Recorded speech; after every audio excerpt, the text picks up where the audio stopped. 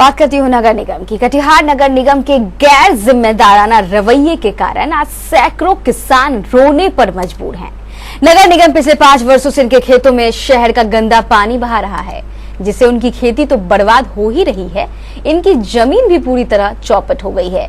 अब ये किसान धीरे धीरे बदहाली के कगार पर पहुंच गया है। सभी किसान अब नगर निगम से पिछले 5 वर्षों में हुई उनकी क्षति के मुआवजे की मांग कर रहे हैं। आज इस मांग को लेकर किसानों ने एक बैठक का आयोजन किया, जिसमें लोजपा नेता समरेंद्र कुणाल के अलावा कई नेता भी मौजूद थे। इन्होंने नगर निगम से उनकी क्षति का मुआवजा देने की मांग की है तथा तत्काल प्रभाव से उनकी जमीन पर बहाए जा रहे पानी को रोकने की भी मांग की जा रही है।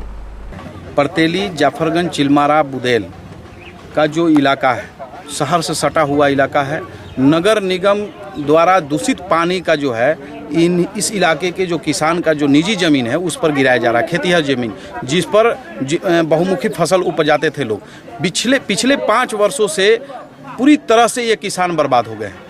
और नगर निगम की मनमानी इस कदर बढ़ गई है कि वो कुछ सुनने को तैयार नहीं है और पानी रोक भी नहीं रहा है। ये बाजार समिति से होते हुए, बाजार समिति का जो बाउंड्री वाल होते हुए निजी ज़मीन के रास्ते से, जबकि इन लोगों का पहले जो ये दूषित जल था ये फार्म हाउस में गिरता था, लेकिन बिहार सरकार अपने ज़मीन पर पानी गिरने से रोक रही है, तो ये लोग निजी ज़मीन पर गुंडागर्दी कर रहे हैं, निजी ज़मीन पर गिरा रहे हैं। नतीजा ये हुआ है इस इलाके में कि न सिर्फ ज़मीनें 500-700 एकड़ ज़मीनें यहाँ पूरी तरह से बर्बाद हो गई है, खेतिहर ज़मीनें बर्बाद हो गई है, बल्कि इस दूषित जल से इस इलाके का जो आबादी है वो भी प्रभावित हो रही है। तरह तरह की बीमारियां फैल रही है।